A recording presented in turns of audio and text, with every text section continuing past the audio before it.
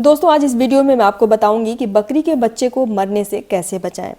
जी हाँ, ये बहुत ही महत्वपूर्ण स्टेप है बकरी फार्मिंग में और ख़ास तौर से उन्हें ज़रूर जानना चाहिए जिन्होंने नया बकरी फार्म खोलने का सोचा है, क्योंकि हमारा बकरी फार्म तभी आगे बढ़ेगा जब उसमें बकरियों की संख्या बढ़ेगी और बकरियों की संख्या तभी बढ़ेगी जब हम बच्चे को स्वस्थ रखेंगे, उसे मरने से बचाएंगे।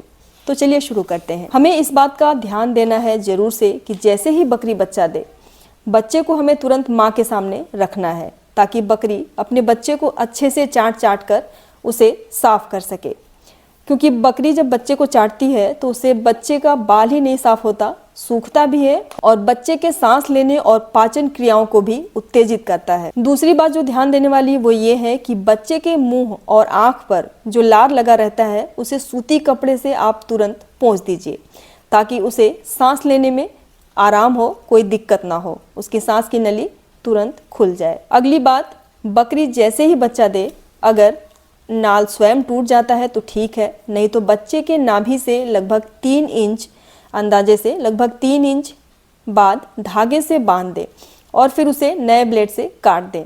उसके बाद वहाँ पर टिंचर आयोडीन या फिर टिंचर आईपी सोल्यूशन होता है, अगर वो भी ना हो तो बीटाडीन सोल्यूशन को आप कॉटन में लगाकर बच्चे के नाभि पर जरूर लगाना है और लगातार अगले 3-4 दिन तक दोनों टाइम जरूर लगाना है ताकि बच्चे को इन्फेक्शन ना हो और नाभि अच्छे से सूख सके। अगली बात जो ध्यान देने वाली वो ये है कि कभी कभी लोग गलती करते हैं कि बिना धागे से बांधे ही नाल को काट देते हैं।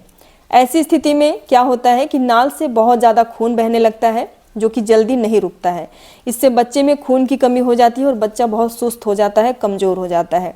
तो इस बात का आप जरूर ध्यान दें कि धागे से बांधने के बाद ही नाल काटें। बच्चे के पैदा होने के लगभग 10 मिनट बाद जब बच्चा थोड़ा नॉर्मल हो जाए तब छोटी मटर के दाने के जितना गुड़ जो हम घर पे खाते हैं, गुड़ को लेकर उसके मुंह के अंदर ऊपरी जबड़े के तालू में चिपका देना है। ऐसा करते ही बच्चे का मुंह चलने लगता है, क्योंकि बच्चा गुड़ को जीभ से चाटने लगता है, इसलिए उसका जीभ चलने लगता है और जो लार फंसा रहता है उसकी वजह से बच्चे का मुंह और जीभ चलने में दिक्कत होती है, जिसे साफ करने के लिए अगर कोशिश न की जाए तो बच्चे की मौत हो सकती है। लेकिन अगर ये नुस्खा जो मैंने बताया है अगर आपने कर दिया तो बच्चा तुरंत एक्टिव हो जाता है और उसका जीवन स्वस्थ रहेगा, वो बच जाता है। ऊपर जो नुस्खा मैंने बताया उसके करने के लगभग 5 मिनट बाद आपको क्या करना है कि काली सरसों का तेल लेकर, जो लगभग 2 से 2.5 ml लेना है आपको, उसके लिए छोटी सिरिंज लीजिए। छोटी सिरिंज में लगभग 2 से 2.5 ml काली सरसों का तेल लेकर बच्चे के मुंह में साइड से अपनी एक उंगली डाल दीजिए, दूसरे साइड से सिरिंज के द्वारा एकदम धीरे धीरे बूंद बूंद करके उसके मुंह में तेल डाल दीजिए। ऐसा करने से बच्चा एकदम एक्टिव हो जाता है और इससे इम्यूनिटी पावर भी, उसकी रोग प्रतिरोधक क्षमता भी बढ़ जाती है। थोड़ी देर बाद ही बच्चे को भूख लगेगी और बच्चा दूध पीना शुरू कर देगा, दूध का डिमांड करेगा। ये दोनों नुस्खा करने के बाद लगभग 20 से 25 मिनट बाद बकरी के जेर गिरने का इंतज़ार नहीं करना है। जेर गिरे या फिर न गिरे, माँ का पीला गाढ़ा दूध, पहला दूध जो होता है वो पीला गाढ़ा दूध बच्चा जितना पीता है उतना हमें पिलाना है, क्योंकि माँ का पहला पीला गाढ़ा दूध बच्चे के लिए अति आवश्यक होता है और जीवनदायी भी होता है और ये दूध बच्चे में रोग प्रतिरोधक क्षमता को बढ़ाता है। इसलिए आपको ये स्टेप नहीं भूलना है और समय से कर देना है। एक और बहुत ज़्यादा ज़रूरी बात जो ध्यान देने वाली है वो ये है कि बच्चे को माँ का पहला दूध पिलाने से पहले माँ के थन को अच्छे से धुल लेना है और उसको पोंछ लेना है। धुलने का प्रोसेस हम कैसे करेंगे?